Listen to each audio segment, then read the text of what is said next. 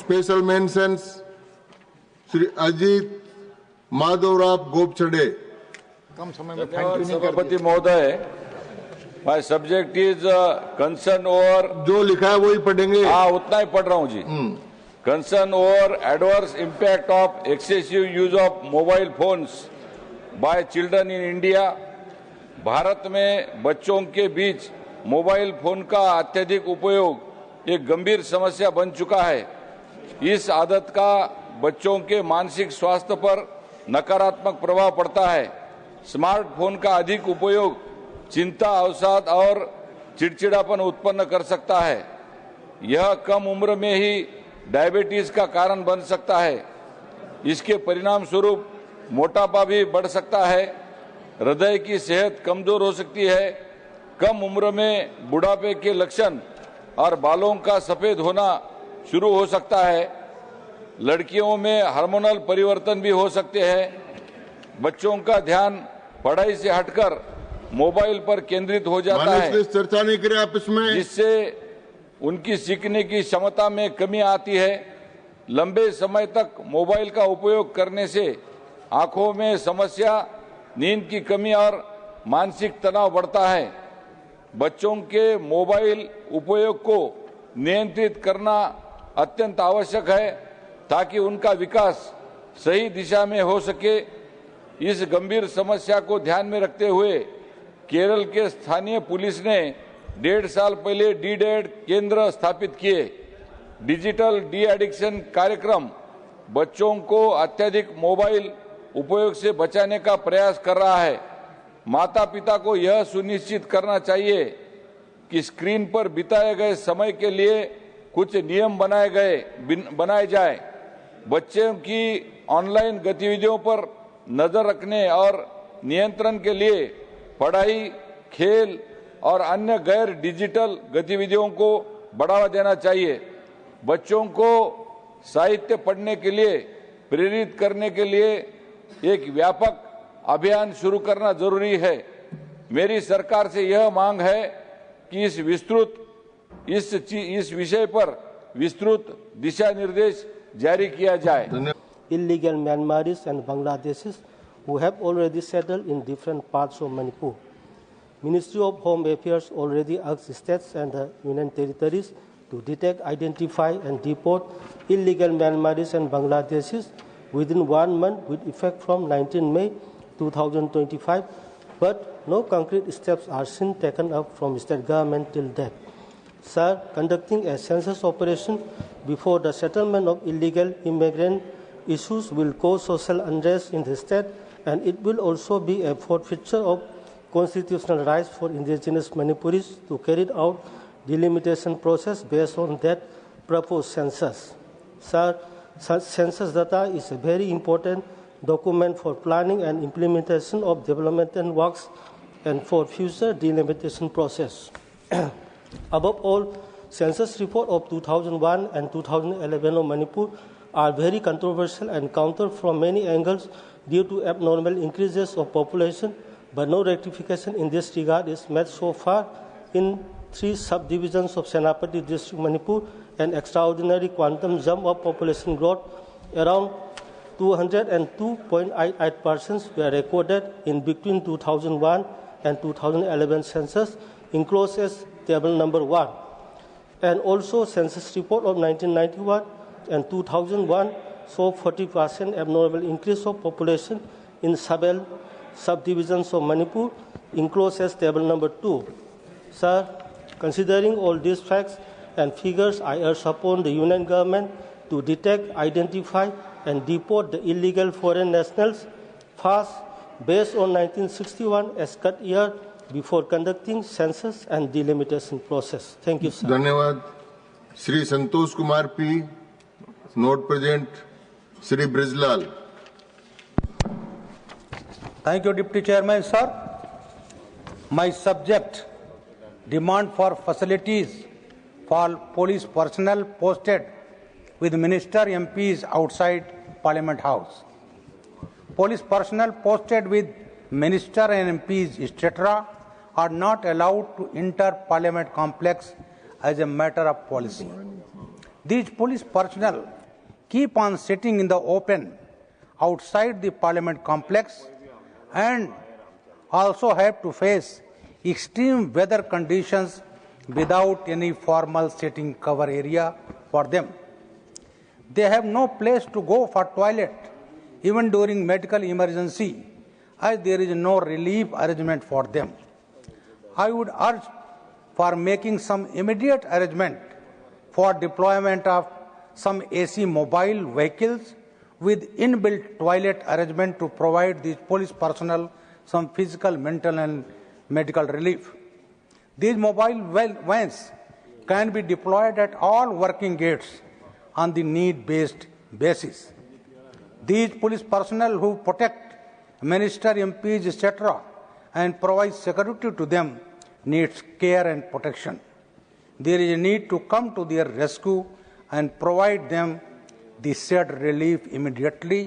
I urge the government to look into it. Thank you, Chairman. Sri Raghav Chadda, not present. Dr. K. Lakshman. Thank you, sir. This is a subject concern over constitutional and developmental invisibility of denotified, nomadic and semi-nomadic tribes, DNTs.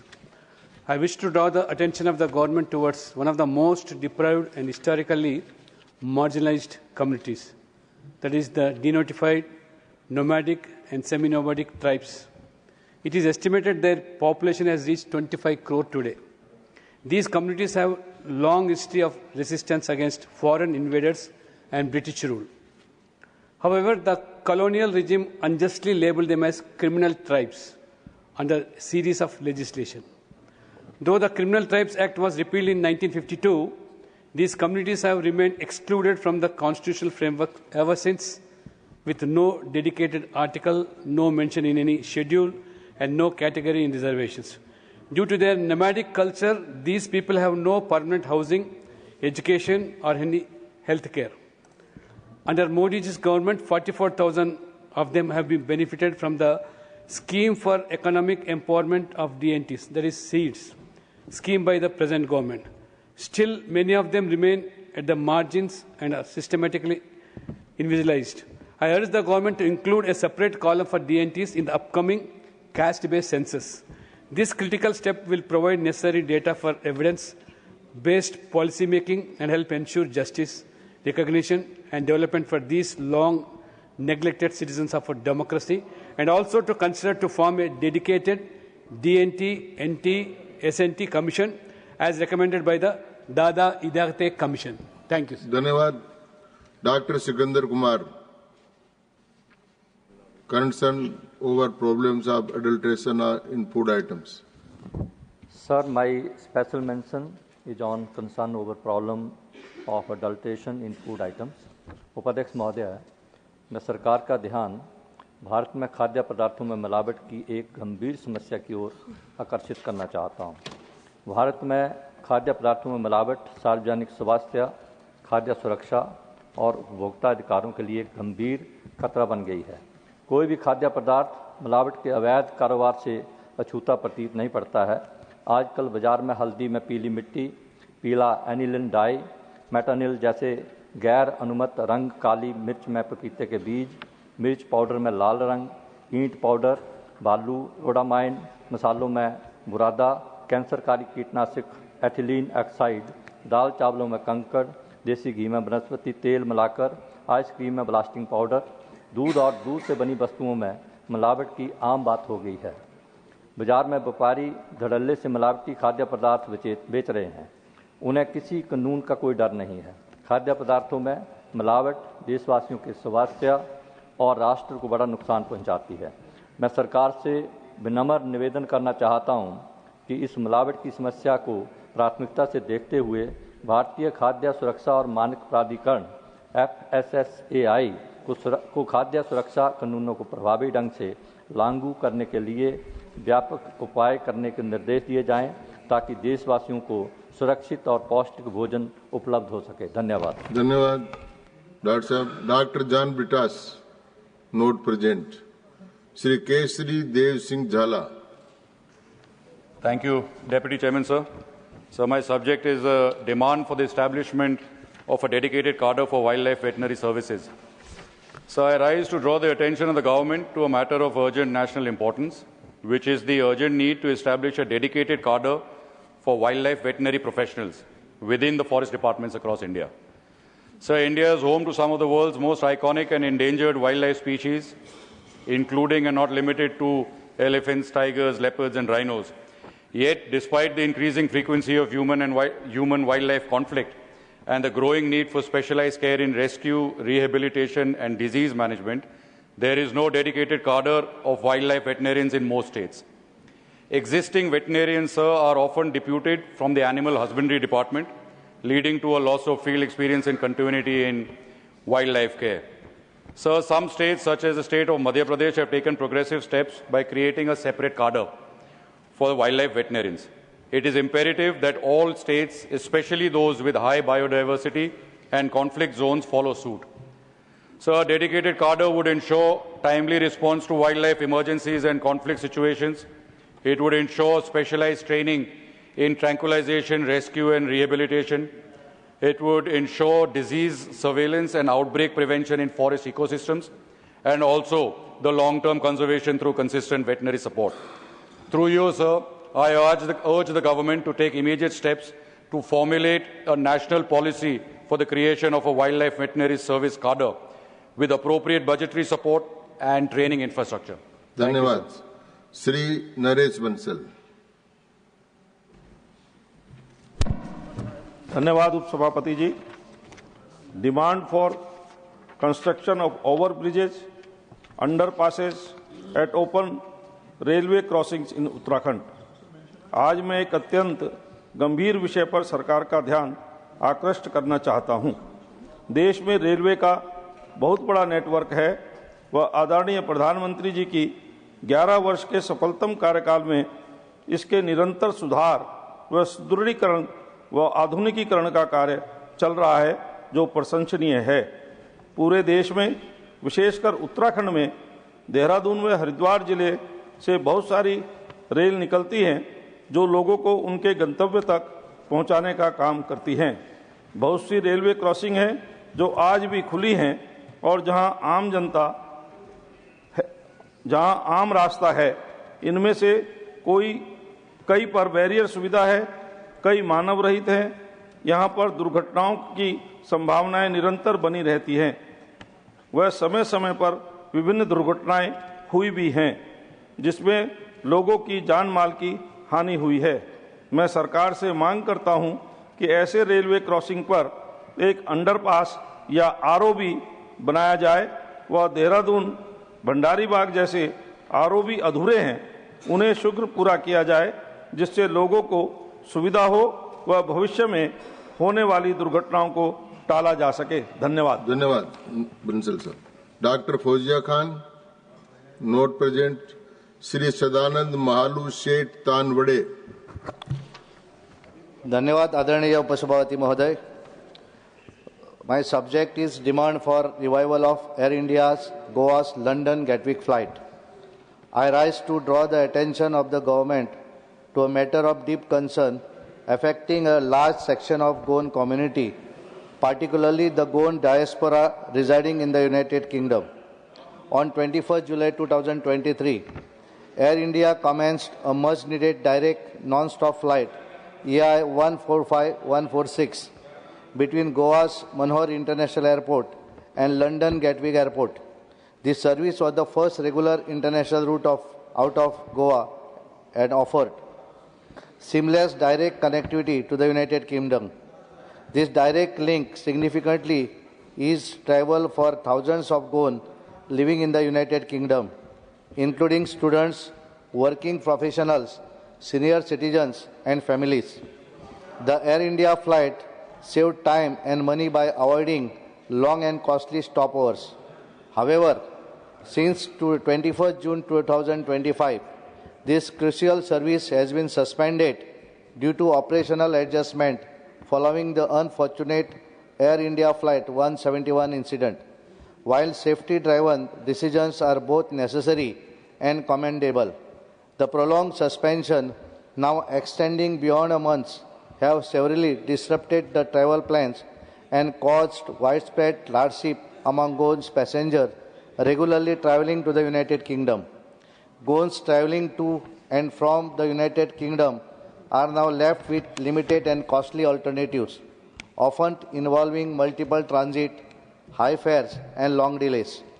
Goa is not just a premier tourist destination, it is a state with deep ties to the Europe. This flight is not merely an inconvenience, it is a lifeline that connects Goan families, enables economic and cultural exchange, and supports both the diaspora and inbound tourism. I earnestly appeal to the government to take steps to resume the direct Air India service between Goa and London Gatwick at the earliest. Thank you, sir. धन्यवाद. Shri Sujit Kumar ji. Sir, I rise to draw the attention of the government to the need for establishing a Dak Ghar Niryat Kendra, DNK in short, in Kalandi district of Odisha. Sir, I would like to thank and commend our visionary Prime Minister Shri Narendra Modi ji and the India Post for their Dak Ghar Niryat Kendra initiative, which has been opened in 1,000 locations across the country to facilitate international exports through its vast network. Approximately 18,000 exporters have been onboarded on the DNK portal. As per 2011 census, Kalandi has a 28.5% tribal population, accounting for more than a quarter of the district's population, who are largely dependent on traditional and micro enterprises for livelihood. Yet they remain largely untapped in terms of access to wider markets. While Odisha currently has 35 operational DNKs, Kalandi is yet to have even a single DNK, which hampers their access to international market. Kalandi records an average of around 70 new MSMEs registrations annually. Since 2007 to 2015, 549 MSMEs have been established in the district, which will grow in the future for sure. So, sir, establishing a DNK in Kalandi would directly support local artisans, SHGs, and small producers by giving them access to national and international markets. I therefore urge the government to prioritize Kalandi for the next phase of Dak Ghar Niryat Kendra expansion, ensuring that the district's potential is not left untapped in the evolving export ecosystem. धन्यवाद सुजीत कुमार जी. श्री संत Balbir Singh, note present. Shri Mahendra Bhatt. महोदय, बड़े महत्वपूर्ण विषय पर आपने मुझे बोलने को अवसर दिया है. मैं आपके माध्यम से सरकार का ध्यान उत्तराखंड में कर्मचारी भविष्य निधि संगठन के श्रम एवं रोजगार मंत्रालय भारत सरकार के सीमित कार्यालय होने से राज्य के लाखों श्रमिकों एवं भविष्य निधि सदस्यों को हो रही कठिनाइयों की ओर आपका ध्यान आकर्षित करना चाहता हूं. राज्य में गढ़वाल एवं कुआं मंडल के कर्मचारी भविष्य निधि संगठन के मात्र 2 ही क्षेत्रीय कार्यालय स्थापित हैं. ये देहरादून और हल्द्वानी में स्थित है. आप अपनी सेवाओं को आखिरी व्यक्ति तक पहुंचाने के उद्देश्य से भविष्य निधि संगठन द्वारा देश के विभिन्न राज्यों में क्षेत्रीय कार्यालयों के अतिरिक्त जिला कार्यालय भी स्थापित किए गए हैं, किंतु राज्य में वर्तमान में एक जिला कार्यालय नहीं है. महोदय, मैं आपको बताना चाहूंगा कि अकेले हरिद्वार जनपद में भविष्य निधि सदस्यों की कुल संख्या लगभग 20 लाख है, जिसमें से 3 लाख से अधिक वर्तमान में अंशदायी एवं सक्रिय सदस्य हैं. उक्त तथ्य का संज्ञान लेते हुए पूर्व में कर्मचारी भविष्य निधि की क्षेत्रीय समिति, जिसकी अध्यक्षता सचिव श्रम उत्तराखंड द्वारा की जाती है, उक्त बैठक में हरिद्वार सेवा केंद्र को जिला कार्यालय में अधिकृत करने हेतु प्रस्तावित हो चुका है. हालांकि उक्त संबंध में अभी तक कोई प्रगति नहीं हुई है. अतः महोदय, उक्त संबंध में भारत सरकार से मांग करता हूं कि इन कार्यों को खोलने हेतु संबंधितों को निर्देशित करेंगे. धन्यवाद. श्री बाबूभाई जयसिंह भाई देसाई. माननीय उप सभापति जी, मैं सरकार का ध्यान एक अत्यंत गंभीर और चिंताजनक विषय की ओर आकर्षित करना चाहता हूं. आज देश भर में पशुओं के चारे एवं पशु आहार में मिलावट की जा रही है. यह मिलावट न केवल पशुओं को बीमार कर रही है, बल्कि उस दूध को पीने वाले लाखों लोगों के जीवन को भी खतरे में डाल रही है. मिलावटी पशु आहार में ऐसे रसायनों का प्रयोग किया जा रहा है जिसका सीधा असर मानव स्वास्थ्य पर हो रहा है, जिससे कैंसर जैसी गंभीर बीमारियों और अन्य खतरनाक रोग फैल रहे हैं. यह केवल एक उपभोक्ता सुरक्षा का विषय नहीं है, बल्कि देश की जन स्वास्थ्य सुरक्षा, पशुधन की रक्षा और खाद्य सुरक्षा का मुद्दा भी है। मैं सरकार से आग्रह करता हूं कि इस मामले की तत्काल गंभीरता से जांच करवाई जाए, पशु आहार बनाने वाली कंपनियों पर सख्त निगरानी रखी जाए और मिलावट करने वाले के खिलाफ कठोर दंडात्मक कार्यवाही की जाए एवं पशुओं को शुद्ध, पौष्टिक और रसायन मुक्त चारा उपलब्ध कराने की प्रभावी व्यवस्था सुनिश्चित की जाए। माननीय अध्यक्ष महोदय, मानव जीवन की रक्षा के लिए यह अत्यंत आवश्यक है कि इस विषय में सरकार हस्तक्षेप करे और ठोस कदम उठाए। धन्यवाद। श्री डॉक्टर दिनेश शर्मा। धन्यवाद माननीय उपसभापति महोदय, आपने मुझे श्रद्धेय अटल बिहारी वाजपेयी जी की शताब्दी वर्ष के अंतर्गत अटल जी की कर्मस्थली लखनऊ में रेलवे की आधारभूत संरचना को मजबूत करने एवं अन्य महत्वपूर्ण स्थानों से लखनऊ की कनेक्टिविटी बढ़ाने के संबंध में बोलने का अवसर दिया। मान्यवर, उत्तर प्रदेश की राजधानी लखनऊ के ऐतिहासिक एवं सांस्कृतिक महत्व को देखते हुए तथा देश के सभी भागों में यहाँ के लोगों को आने जाने हेतु वर्तमान में जो रेल की आधारभूत संरचना उपलब्ध है तथा लखनऊ से जो गाड़ियां चल रही हैं उनमें वृद्धि किए जाने की अपेक्षा है।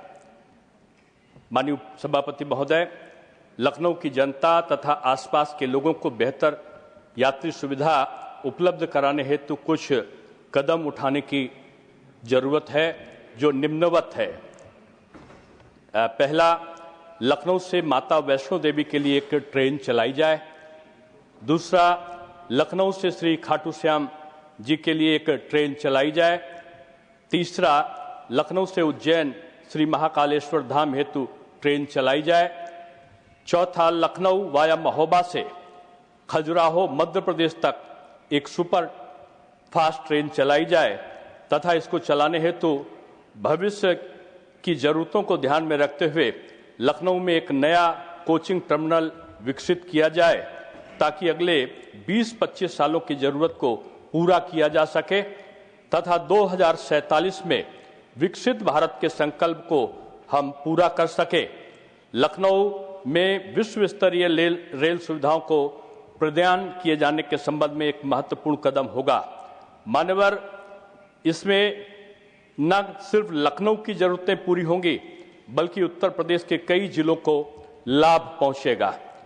मैं सरकार से मांग की गई ट्रेनों का संचालन तथा रेल यात्री सुविधाओं को और अधिक विस्तार किए जाने का निवेदन करता हूं। इससे न केवल धार्मिक पर्यटन को बढ़ावा दिया जा सकेगा बल्कि आय का अर्जन भी होगा, जिससे हमारा उत्तर प्रदेश और अधिक उत्तम प्रदेश बनकर राष्ट्र की अधिक सेवा कर सकेगा। धन्यवाद। धन्यवाद डॉक्टर साहब। Shrimati Rekha Sharma. Thank you, Deputy Chairman, sir. Today, my subject is concern over online harassment and stalking of women. Sir, I rise to draw attention of the government to a matter of growing concern, the increasing vulnerability of women in digital space. While the rapid digitalization of our daily lives has brought with it new avenues for learning, employment, and social engagement, it has also exposed women to unprecedented levels of online abuse and harassment. According to National Crime Record Bureau, cybercrime cases in India rose from 50,035 in 2020 to 65,893 in 2022. Alarmingly, the National Commission for Women received 339 complaints for cybercrime and 345 cases of stalking in just half of 2024.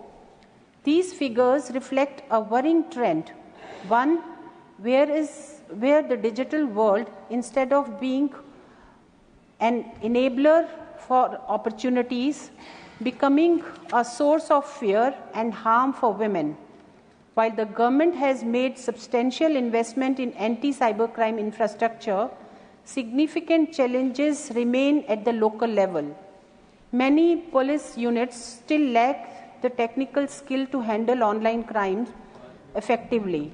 Moreover, the guarded nature of cyber harassment is too often overlooked, with incidents like cyber stalking or image-based abuse not receiving the urgent attention they deserve. To address this, I urge the government to strengthen institutional coordination and ensure that the cyber crime targeting women are addressed with urgency and seriousness. Furthermore, digital literacy initiative must be scaled up. The National Commission for Women's Digital Shakti program is a commendable start. The government should partner with schools, colleges, civil societies, and the private sector to equip young women with the tools to identify, resist, and report online abuse. Thank you. धन्यवाद। Doctor Laxmikant जी वाजपेयी। माननीय उपसभापति जी, मेरा विषय है बैंकों में हो रहे साइबर फ्रॉड से संबंधित। मैं सरकार का ध्यान बैंकों में हो रहे साइबर फ्रॉड की ओर आकर्षित करना चाहता हूं। हाल के दिनों में बैंक से जमा पैसे के गायब होने की तमाम खबरें आ रही हैं और ये घटनाएं दिन प्रतिदिन बढ़ रही हैं। इस तरह से ज्यादातर मामलों में बैंक कर्मी लिप्त पाए गए हैं और उनके द्वारा धोखाधड़ी करने की बात सामने आ रही है। हाल ही में राजस्थान के कोटा स्थित बैंक शाखा के कर्मचारी ने शेयर बाजार में मुनाफे की लालच में बैंक में बड़ा फर्जीवाड़ा किया है। इस कर्मचारी ने 2020 से 2023 के बीच में 41 बुजुर्ग ग्राहकों के 110 खातों से अवैध रूप से 4.58 करोड़ रुपए की निकासी की और उसको बिना ग्राहकों की अनुमति के उनकी एफडी तोड़ी, ओवरड्राफ्ट सुविधा चालू की और धनराशि को शेयर बाजार में निवेश कर दिया। दूसरे मामले में हनुमानगढ़ जिले में एक बैंक शाखा में तैनात कर्मचारी ने बैंक में जमा ग्राहकों को सोने के जेवरात चुराकर नकली सोना जमा करके फर्जी दस्तावेजों के आधार पर 54 लाख रुपए की धोखाधड़ी की है। आरोपी ने यह रकम भी अपने साथियों के साथ मिलकर क्रिकेट के सट्टे में उड़ाई है। सावधानी के द्वारा आप अपने को साइबर फ्रॉड से बचा सकते हो, परंतु अगर बैंक कर्मचारी साइबर फ्रॉड में लिप्त पाए जाएंगे तो आप कहां जाएंगे। मेरी सरकार से मांग है कि आरबीआई के बैंकिंग सिस्टम की इन खामियों को दूर करने के लिए कड़े कदम उठाए जाने चाहिए और साइबर फ्रॉड को रोकने के लिए बैंकों को अपना निगरानी तंत्र मजबूत करना चाहिए। धन्यवाद। धन्यवाद डॉक्टर। श्रीमती संगीता यादव। माननीय उपसभापति जी, आपका बहुत बहुत आभार। मेरा सब्जेक्ट है demand for step to protect children and adolescent from the ill effect of pornography spreading on OTT platform and the internet. मैं सरकार से आग्रह करना चाहती हूं कि ओटीटी प्लेटफॉर्म और इंटरनेट पर फैल रही अश्लीलता पर प्रभावी अंकुश लगाने हेतु ठोस और निर्णायक कदम उठाए जाएं। हाल ही में केंद्र सरकार द्वारा 25 ओटीटी एप्लीकेशन पर आपत्तिजनक सामग्री के कारण लगाया गया प्रतिबंध स्वागत योग्य है, किंतु यह समस्या की व्यापकता को देखते हुए अपर्याप्त है। ऑनलाइन अश्लीलता बच्चों और किशोरों के मानसिक स्वास्थ्य, नैतिक विकास और सामाजिक व्यवहार पर गंभीर प्रभाव डाल रही है। इंटरनेट की आसान पहुंच के कारण कम उम्र के बच्चे भी वयस्क सामग्री तक पहुंच पा रहे हैं, जिससे उनमें यौन जिज्ञासा, आक्रामकता, अवसाद और आत्मघाती प्रवृत्तियां बढ़ रही हैं। अश्लीलता की संकीर्ण कानूनी परिभाषा, न्यायिक प्रक्रिया की धीमी गति और प्रवर्तन एजेंसियों की सीमित कार्रवाई के कारण भी यह प्रवृत्ति तेजी से फैल रही है। अतः मैं केंद्र सरकार से आग्रह करती हूं कि ऑस्ट्रेलिया सरकार की तर्ज पर एक कठोर अधिनियम लाए, जिससे बच्चों और किशोरों के लिए वयस्क सामग्री तक पहुंच को तकनीकी रूप से प्रतिबंधित किया जाए। अमेरिका के कॉमस्टॉक अधिनियम जैसा भी हम अधिनियम तैयार कर सकते हैं। साथ ही आईटी अधिनियम की धारा 230 में संशोधन किया जाए, अश्लील सामग्री को कॉपीराइट संरक्षण से वंचित किया जाए और अभियोजन की शीघ्र अनुमति की प्रक्रिया सुनिश्चित की जाए। इससे हमारे बच्चों और किशोरों को डिजिटल अश्लीलता के दुष्प्रभाव से बचाया जा सकेगा और समाज में स्वस्थ डिजिटल संस्कृति को बढ़ावा मिलेगा। धन्यवाद। धन्यवाद। The House stands adjourned to meet at 11 a.m. on Tuesday, the 12th August 2025. धन्यवाद।